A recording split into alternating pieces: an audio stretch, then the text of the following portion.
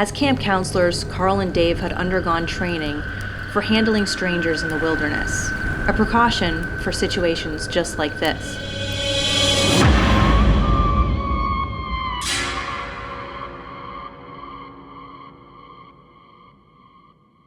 Carl worked summers as a camp counselor in the northern parts of Ontario, Canada. He enjoyed the quiet, the smell of pine in the air, and the rewarding feeling of helping kids create memories in the great outdoors. On the date this particular incident occurred, Carl was camping with a group of 10-year-old boys on the lake where the summer camp was based. A routine camping trip. The group canoed out to the site, unpacked their gear, and set up tents in the clearing just off the shoreline. Carl and his co-counselor Dave took turns supervising the kids as they swam in the crisp lake water, built forts from fallen branches, and played games in the fading golden light on the day. It was shaping up to be just another uneventful trip. As the sun dipped below the horizon and a cool breeze rolled across the lake, they cooked dinner over the fire. Hot dogs skewered on sticks, followed by marshmallows browned to gooey perfection for s'mores. The kids laughed and shared ghost stories, their young voices carrying into the stillness of the night. Around 9:30, Carl decided it was time to settle everyone down. He told the boys to head to their tents, which were positioned a short walk away from the shoreline, but still within the line of sight of the fire pit. After some groans of protest, the boys shuffled off, flashlights bouncing in the darkness. With the kids tucked away, Carl and Dave lingered by the fire, letting its warmth fend off the encroaching chill. They shared a cigarette, the ember glowing faintly against the backdrop of the star-speckled sky. The lake was eerily calm, its surface like black glass stretching into the infinite night. The only sounds were the soft crackle of the fire and the occasional rustle of leaves from the surrounding forest. Then, it happened. Carl and Dave were gazing into the pitch-black expanse of water when a small light appeared in the distance. It was faint at first, just a pinprick, but it grew steadily brighter as it approached, bobbing slightly as though it were floating just above the water's surface. They watched in silence, the atmosphere thick with unease. Carl squinted, trying to make sense of what he was seeing. "You see that?" he murmured. Dave nodded, his expression tense. "What the hell is that?" Speculation swirled between them as the light drew nearer. It didn't flicker like a lantern or flashlight held in unsteady hands. It glided smoothly, deliberately, and soon they could make out the silhouette of a kayak beneath the glow. Someone was paddling toward their campsite. As camp counselors, Carl and Dave had undergone training for handling strangers in the wilderness, a precaution for situations just like this. They rehearsed the words in their heads, politely but firmly informing the paddler that this was a private campsite reserved for an organized group of children and asking them to leave. But as the kayak glided closer, those prepared words vanished from Carl's mind. The woman in the kayak was unlike anyone he had ever seen.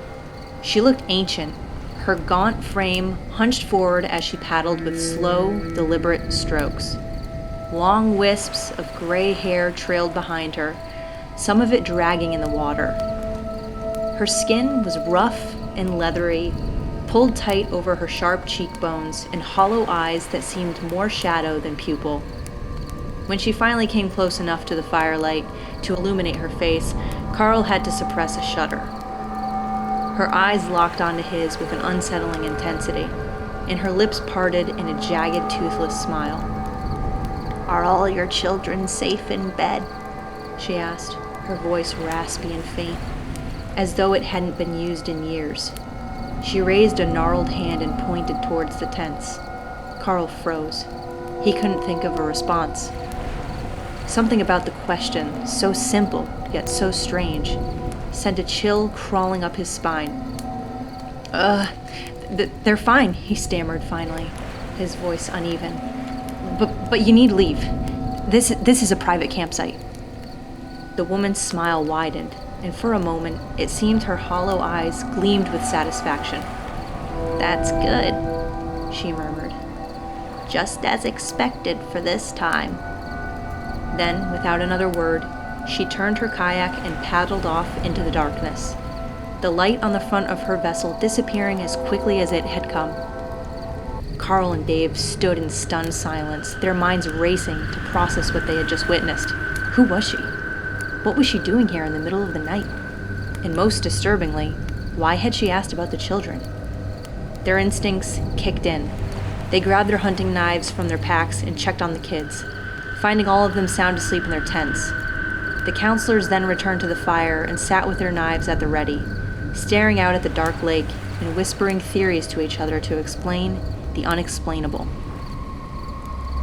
About half an hour later, Carl's phone buzzed.